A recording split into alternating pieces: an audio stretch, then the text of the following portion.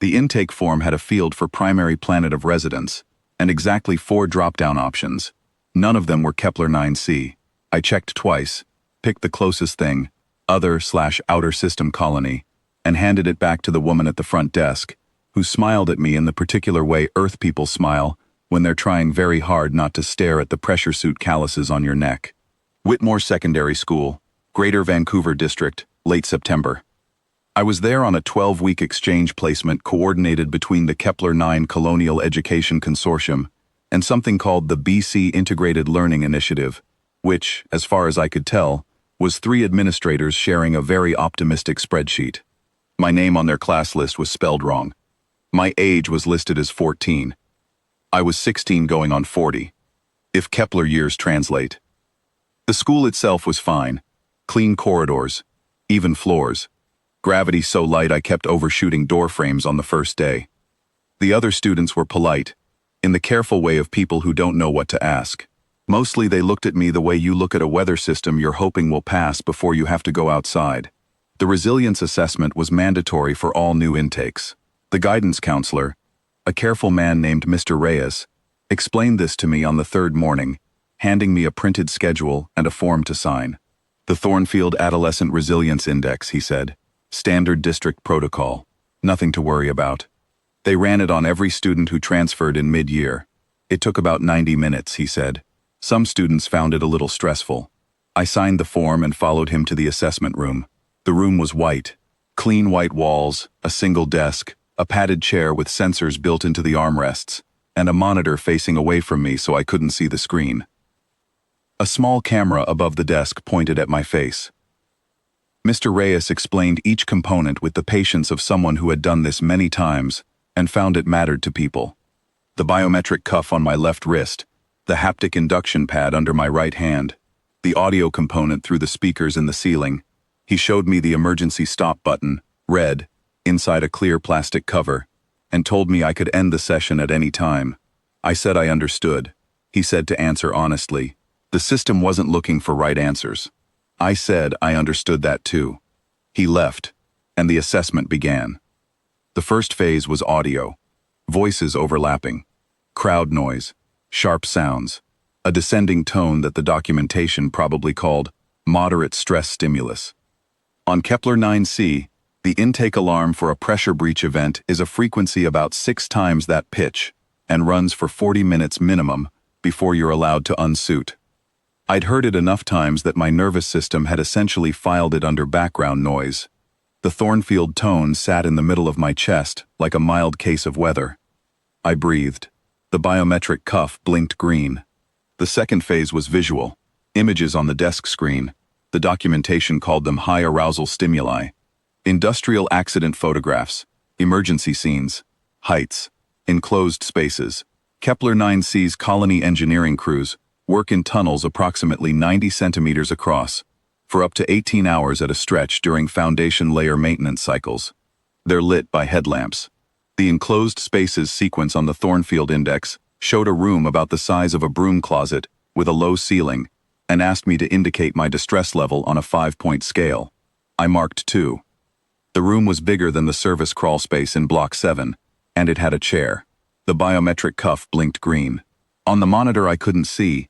I imagined something started happening that the technicians who designed the system had not anticipated.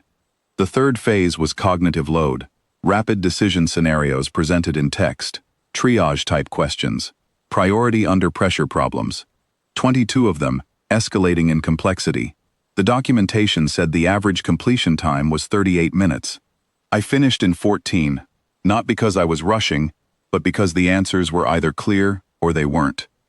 And when they weren't, guessing fast is better than freezing slow, which is something Kepler-9c children learn at approximately age 8, when the colony runs evacuation drills under actual time penalty.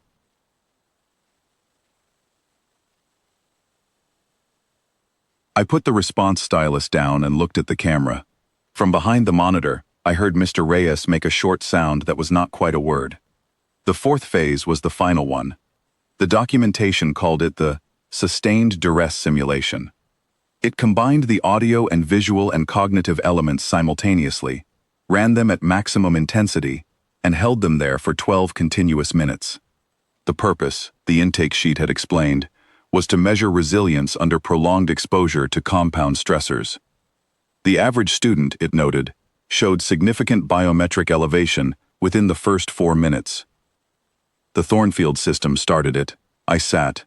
The overlapping voices, the tones, the images cycling on the screen, the cognitive tasks flickering at the bottom of the frame, demanding responses between the visual bursts, everything running at once, full amplitude, calibrated to produce measurable distress in a standard human adolescent. I thought about the morning shift report from last week's structural survey on Kepler 9c's outer ring. There had been a hairline fracture found in load column C7 that was going to need a resupply ship to fix, which meant a 4-month wait, which meant we'd been living inside a known structural fault for the duration of my exchange. It was the 3rd one this year. The colony surveyor had filed it in the normal queue. Life on 9C doesn't pause for paperwork. The 12 minutes passed. The tones stopped. The screen went dark. I sat in the silence of the assessment room and breathed once, evenly, and waited. On the other side of the monitor, nothing happened for a while. Then Mr. Reyes said quietly, "Can you just stay there for 1 moment?" I heard him pick up a phone. He called someone from the district's technical services office. I heard the words calibration fault and baseline anomaly, and I'd never seen this before in 7 years. He was not agitated. He was the careful, deliberate man he had been at the start of the morning, but there was something in his voice that was working very hard to stay that way. I sat in the padded chair and looked at the camera and waited, because there was nothing else obvious to do. The district technician arrived in 20 minutes. She was brisk and efficient, and she checked the biometric cuff and the haptic pad and ran a diagnostic sequence on the audio system, and then she looked at the monitor for a long time and said nothing. Then she said, "The hardware's fine." Mr. Reyes said, "I know." There was another silence. The Thornfield Index, I learned later from a printout Mr. Reyes gave me, had filed my result as instrument calibration fault after the first phase and escalated to sensor array anomaly. Recalibration required after the second.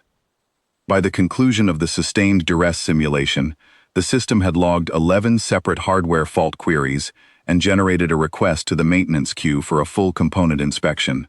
My actual scores, the ones it had managed to record before deciding I was a malfunction, placed in the 98th percentile for cognitive load completion speed and the 101st for biometric stability, which is a statistical category the Thornfield Index listed with a note saying, "This range is outside the instrument's validated population sample and should be reviewed by a qualified technician." The 101st percentile. The instrument had a field for it, I'll give them that. Mr. Reyes looked up from the printout and looked at me and thought for a moment about what to say, and then he said, "I think we'll note this as a completed assessment." I said, "Can I go to class now?"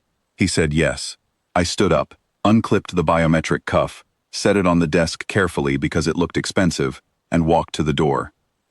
Outside in the corridor, the other students were changing periods, moving in the loose, unhurried way that people move when the floor beneath them has never shifted and the air has never run thin. A girl from my biology class caught my eye and nodded the way you nod at someone you're still deciding about. I nodded back and went to class. The maintenance request for the Thornfield unit was still open in the district queue 3 months later when my exchange placement ended. I left it that way. It seemed unkind to explain,